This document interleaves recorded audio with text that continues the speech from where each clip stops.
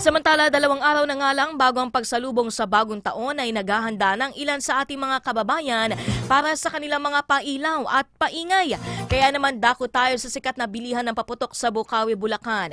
Naroon ang ating kaakibat na si Austin Gonzaga. Austin, kamusta ang bentahan ng mga paputok dyan? Ani, ngayong araw, Rizal Day, holiday at bukas naman ay bispiras ng bagong taon. Maagang nagsidatingan ang mga mamimili dito sa Bukawi, Bulacan. 24 oras ng bukas ang mga tindahan at ganoon din ang pagbabantay ng mga otoridad upang makasiguro sa kaligtasan ng mga mamimili. Ang bawat tindahan ay may fire extinguisher, sapat na sandbag at supply ng tubig. Bawal rin ang testing at smoking malapit sa tindahan ng paputok. Mahigpit na binabantayan ng Bureau of Fire Protection at PNP ang bawat tindahan at hiwalay na bodega. Si J. Carpio, isang negosyante mula Hagonoy, Bulacan, na bumibili ng paputok, sinabing 1 oras din ang biyahe upang makabili sa Bukawi. Kung nakaluwag lamang siya, bumibili ng fireworks. At sa 10 to 15 na taon, wala pa naman nagiging problema. Pagkat ayon sa kanya, dapat ginagamit ito ng tama at sumunod lamang sa instruction na nasa kahon.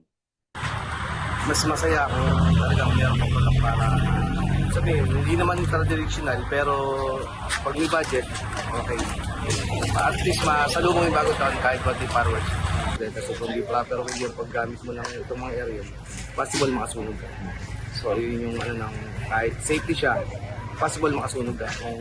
Kasi tumutuwad to pwede nyo gagamit. So kung ano yung nakalagay dyan na instruction, so need na sundin kung ano yung Paalala ng BFP, iwasang pumulot ng mga hindi gumana o dispalinhadong paputok upang maiwasan ang nangyaring insidente sa Tondo, Maynila.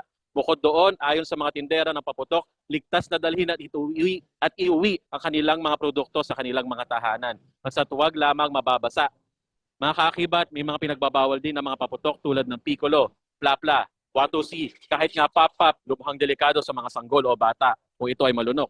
Judas Belt, Super Lolo, Goodbye Philippines, Pilo Columbia, at iba pa. Mga kaakibat, medyo light to moderate na traffic ang mararanasan din natin dito sa Governor F. Halili, sa Avenue, sa Bukawi, Bulacan. Sunod-sunod yung mga bentahan ng paputok dito. Ngunit mga kaakibat, mag-ingat sa paggamit ng paputok, pati na rin mga fireworks kahit aerial man yan.